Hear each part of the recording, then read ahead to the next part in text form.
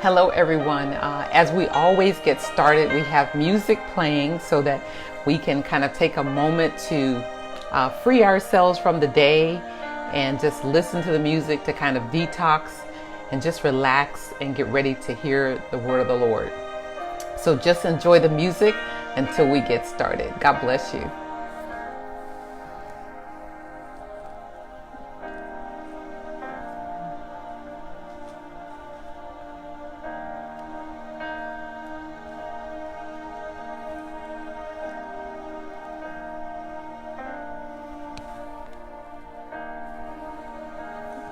Hello, everyone. God bless you. We're listening to the music so that we can detox our hearts and our minds and get ready to hear what the Lord has to say. God is so good. I so enjoy these times, and I've been listening to a lot of people on social media and other platforms praying and really digging into the Word. So just relax your mind. Get ready to ask God to speak to you. He'll speak to us in every circumstance and in situations. And sometimes he'll just let us remember what he's already said. And that's speaking to us still.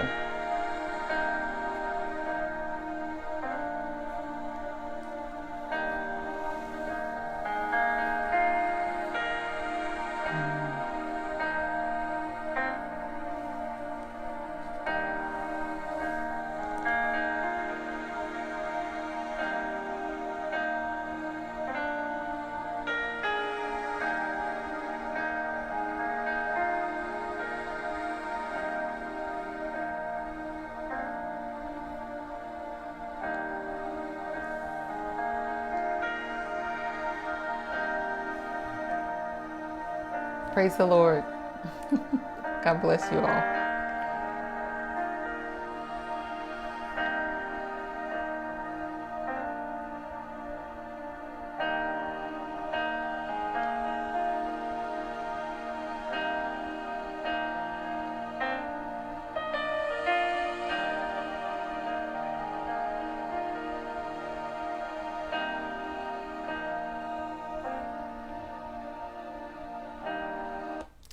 Praise the Lord. I was just thinking about Psalm 63. It says, because of your loving kindness is better than life, and I'll praise you.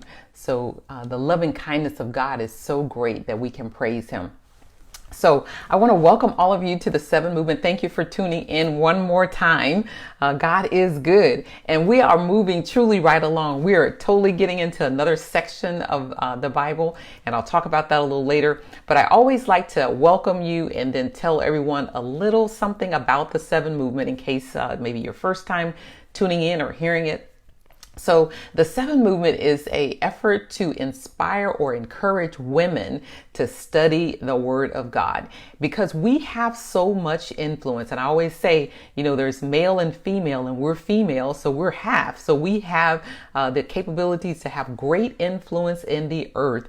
And so we want to use our influence to glorify God. And in order to do that, we must know what God says, what thus say the Lord.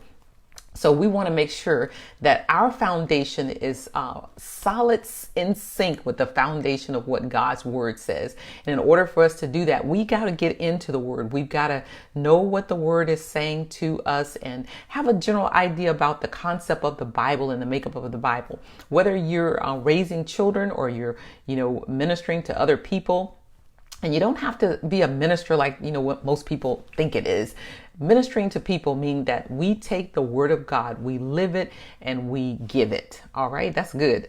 We live it and we give it. And we want others to know what God has done for us through his son, Jesus Christ, through salvation, and know what we are responsible for doing as believers. So it's a way to get us all kind of stirred up about studying the Word of God and get excited about it. And it is attainable. It is achievable. And the other thing is we're asking that you select 7 women, coined the Seven Movement. Select 7 women in your circle.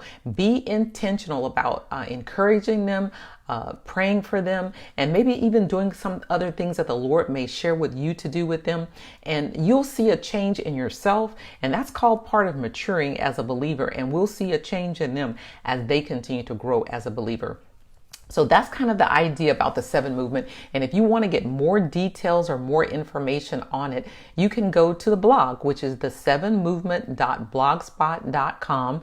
And I usually post it here where you can just click on it and go over and read a lot of great information. Some great things are on the blog. And we established that so that people could go there, get some great information, learn what we want to do with this movement, and continue to change the lives of women and even change our own lives as we do it. So let's get ready to pray, and then let's see what the Lord has for us in this study time. So pray with me. Father God, we thank you for this day. You are so amazing. You are so loving. You are so kind. And we just adore you, Father. Lord, we thank you for giving us another opportunity to show you strong today. We thank you for healing our land. We thank you for putting us in a posture so that we can serve you by helping someone else. We thank you that our households are blessed. We thank you that our finances are blessed, that our health is blessed, that our minds are blessed. And God, whatever we may need, we know that you can supply it and that you are the source. So we run to you. We run to you and not people around us, because we know, God, that you love us and that you hear our cry. So Father, we thank you for this time of sharing this evening. We thank you for blessing us. So speak to us now. Open up our hearts and our minds so that we can hear. Take off the heaviness that has come upon us through time and even for the day. Let us be refreshed in you. Let us have the energy and the heart to move forward and to press forward in what you have called us to do and who you have called us to become. So bless our time, and we thank you for your grace and your mercy that covers us always. In your Son Jesus' name, we say amen, amen, and amen. So, as I mentioned, we just left on the last session. We left section 8, which was the letters or the epistles of Paul. And now we're coming into number 9, and we have 10 of those. We separated the Bible into 10 sections so that it would be very digestible. We can maneuver through it and we can have a great understanding about it. There are there's 2 parts to the Bible, of course, the Old and the New Testament. And then we've coined these sections to be 1 through 10, and they are giving us an idea about how God has allowed men and women to be a part of this conglomeration of the Word of God in the Bible, the written Word, to see what He is saying, how He's revealing Himself to us through His Word and through the Holy Scriptures. And as always, I like to mention the book that I wrote called Bible Snapshot, A Journey Through the Word. It's an awesome study guide tool. It helps you to kind of maneuver through the Bible, has a lot of other great information in it that will help you understand the believer's walk, and some just general things that I think are very helpful for us to know as believers. And it's a great gift for someone if you want to bless somebody with it, and it's a great gift for you as well. So this evening we're going to start our section 9, which is the general epistles or the general letters. Now, this is a group of letters that were written by different people, a little different maybe than Paul, like especially the 2 we're going to talk about tonight. And this particular section is really an opportunity for us to hear from others who have been writing the things that God has pressed upon their heart. Now, we said that Paul wrote 13 of the books in the New Testament. So 13 from the 27, that's a lot of books that he's written. So now let's take a look at some of the other authors or who have put to pen what the Lord has pressed upon their heart, and let's see what they're saying. So this evening we're going to cover Hebrews and James. Those are the first 2 books in this 9th section, which is the general letters or general epistles. And Hebrews says that Jesus has all authority and is high priest. And then James is talking about faith is the key which unlocks godly living lifestyle and the lifestyle of a believer. So as we kind of dive into these 2 books, I just really want to, I always give you a coining phrase about what I want to call the sections that we're talking about. And I want to talk to you about these saying, change your ways, Change your ways. Now keep that in mind as we're talking about these two particular books. So let's jump into Hebrews first. Now Hebrews has 13 chapters. It is a little bit, more lengthy than some of the ones that we've been talking about. But of course, it is always achievable. And I always say, take a little bit at a time. Then as you're reading, then pray over what you have read. And if you need to go back and read it again, or if you want to plug it in and listen to it, that's always a great thing too. It kind of reinforces what you're hearing, but listen for the story, but allow the Holy Spirit to speak to you. And even sometimes when we're doing this, I always tell people to get something you can write with, whether it's your technology devices or whatever it may be, because as someone is always teaching, God will be speaking to you about your individual situations, about something that you need to hear from him so that your life can be better, and he can use you in I would say a more productive way, or he can change your heart, or he can give you insight on some things you might be dealing with. So in the book of Hebrews, we say that in all of my study that I found that the author is unknown. I do hear sometimes people giving Paul credit, but as all the information that I found, the author is unknown. And I have published that in my material because that's the majority of what I found. And then it is not written to a specific audience like Paul wrote to maybe the church of Ephesus, or he wrote to Timothy or Titus, but it is to the Jews who believe in Jesus Christ, and we call those Messianic Jews. And it is talking about the teaching that comes from the disciples. So we know that it's the teaching of Jesus Christ. And then from what we're reading, we can tell that it's targeted to a general broad audience of those who are Jews who have now decided they want to follow Jesus. And the goal of this book, there's two goals as I was reading. Is Jesus is supreme, which I just said, and then to stick with Jesus. Even though, we talked about a lot about the Jews were having a hard time letting go of some of the things that they wanted to do, or what they expect others to do once they come in. And we talk again about this thing of circumcision and how they felt as though in order for the people to walk with Jesus, they had to come under their guidelines and their rituals and those type things. And Paul was saying no. And so now we're getting into this thing about them dealing with the troubles that they may have in facing their faith in Jesus Christ, meaning that they're accepting some things, or some things are changing because, we said Jesus came, he brought this new kind of thing about the faith, and also a new family and a new future. And so as they're dealing with these issues and trying to determine what to do and what not to do, they're having to make some decisions about the issues and things that they are coming against because of their faith in the old days of, the Torah and everything. And so as we kind of look in this book, we'll see that you kind of have these scales that say Jesus and the law. But Jesus said, I did not come to do away with the law. I came to fulfill it. So what they have to do now is to embrace what Jesus is saying, because he is the Messiah that God promised. And God's word remains the same. And that when you think about Jewish people in this particular setting, they were more into cultural things as far as how their lifestyles were.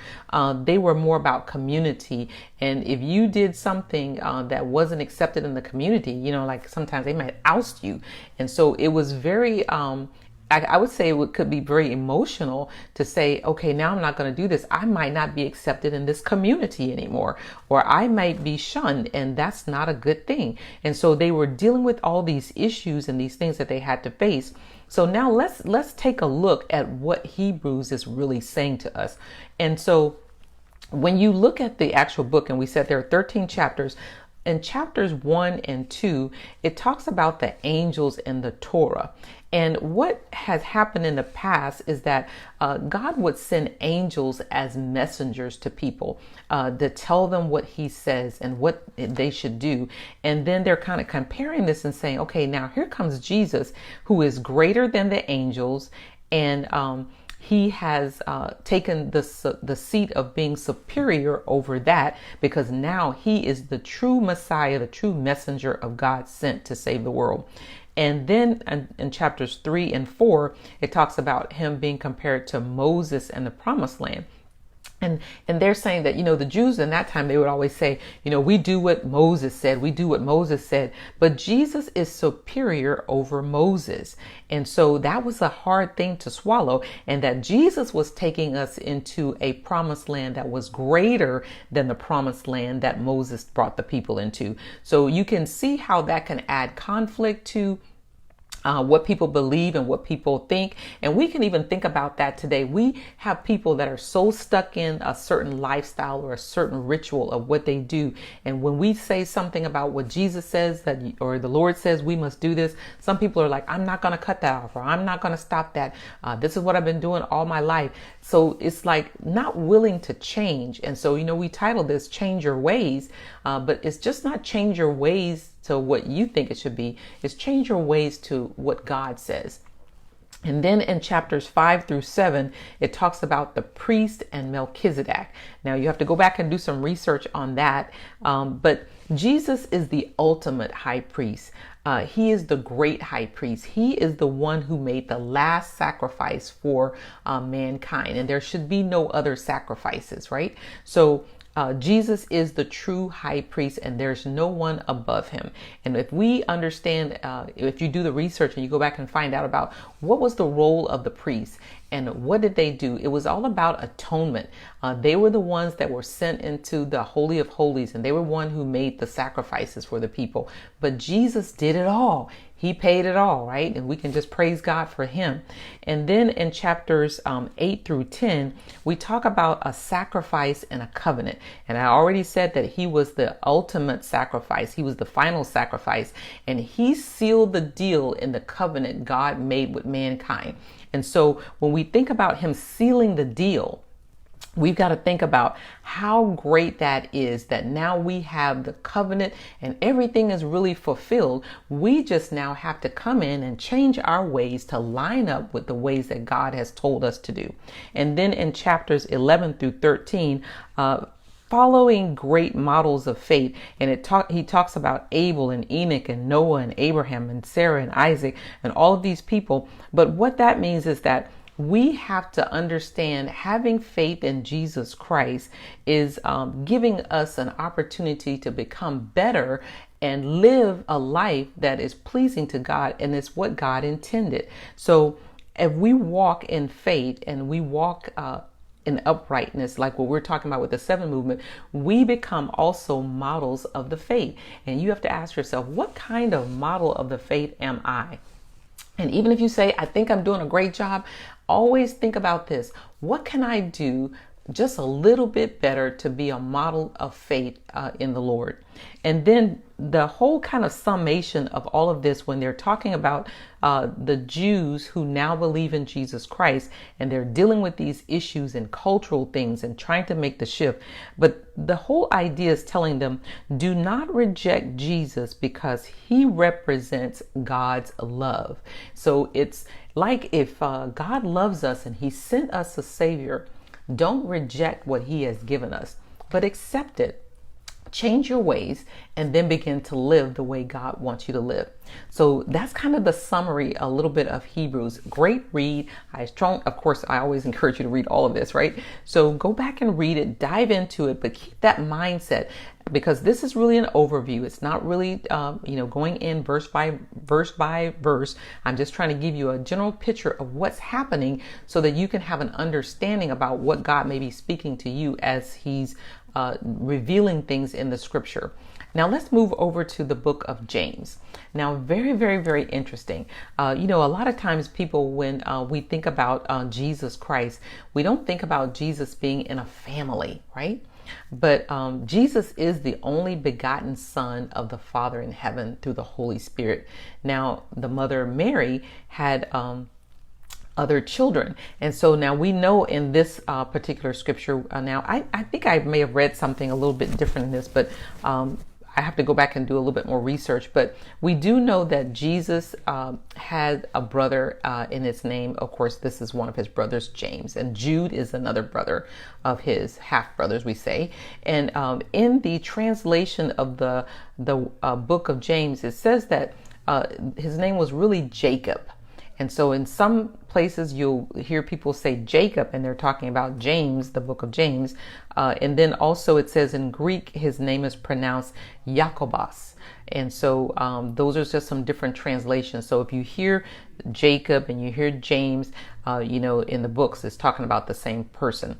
And then you can find more information about James. You can read Acts 12 and 15 and also Galatians 1 and 2. You'll find some information there about him.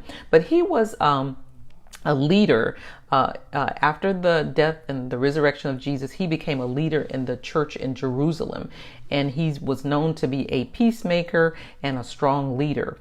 So as we think about the books that he's writing, this book that he's writing, it really talks a lot. He kind of references the Sermon on the Mount a lot, and he references like things like in Proverbs and Ecclesiastes. And so when we think about this particular book, it's really a book written kind of like Hebrews a little bit, but it's to help them to solve problems that the Messianic Jews were needing guidance on. They needed guidance on some things and how to change and how to make this shift. And so he writes this book as kind of like wisdom speeches about how to live daily lives. And so chapters 2 through 5 kind of give the meat of this book, and there's like these 12 teachings on the on devotion to Jesus Christ in your living, and it talks about how to deal with favoritism and love and genuine faith, and how to guard your tongue and what you say, and telling the truth and not be arrogant about your wealth, and the dangers of wealth, and being patient and enduring things, and having a faith-filled prayer, and not having a divided heart, and making sure that you're helping others, and that you're true, you have true faith and not false faith. And so this really talks about how life trials can help us become whole. And when we see it with wisdom, we can be transformed and remember how good God is to us. And then knowing that whatever temptations may be in our way and whatever happens, that the things that we deal with on this earth are temporal, and that they're going to go away. And when they go away, you have to look at yourself naked and say, what have I done, or what have I been in my life to please God? And you got to know that God's word and his love is eternal. So as they're talking about all of these things in the book of James, one of the things that people say, I've heard this kind of said before, it says, we talked about some of the Greeks and the Cretans, and that they were saying there were liars and all this kind of stuff, but it says Jews do and Greeks talk. So that was kind of like a thing about their mindset in that day. And so Jews were always trying to do stuff. They were trying to do things to please God. And it was very hard for them to take in and digest that.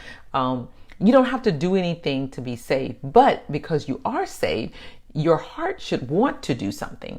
And so that's that faith without works is dead. And so we've got to, if our faith is strong in the Lord and we love the Lord, you're going to want to do something for him. It's kind of like if you're married and you really love your spouse, you want to do something to please them. If you love them. And so if we love the Lord, we want to do things that please him. So they were all about doing. And so it was very challenging for them to take this concept that James was saying about, you didn't do anything to earn your salvation, but if you don't do something when you get your salvation, shame on you, right? So you got to make sure that you put everything into context and you understand how the people were thinking. But they thought, if I don't do something for God, and they were so used to doing all these rituals, they were used to doing all the sacrifices. And now guess what? If you grew up all your generations and you were doing all these sacrifices, and now somebody says, hey, it's the last sacrifice. You don't have to go do any grain offerings. You don't have to do any dove offerings. You don't have to do any oxen offerings. You don't have to do this. Your sins have been paid for. That's a big change, right? That's a big change in the hearts and minds of people who have been doing something for such a long time. And one of the things they were saying too is as people were doing this, some people were getting a little prideful, saying, I did this offering and my offering might have been better than yours or whatever. But it says, exalt Jesus, not yourself, because when you try to exalt yourself above him, it's not going to work. It's not good. It's not what God wants. We are here to glorify the Lord and to honor him and give him our lives as a living sacrifice unto the work that he's called us to do. So in this one, it's really the Jews beginning to now build a new mindset, and even a new culture, if you would say that, as they're changing and shifting to do what Jesus Christ has called them to do. So these are two great books, and I try to pair books together when I'm doing it because I think they have some similarities in them.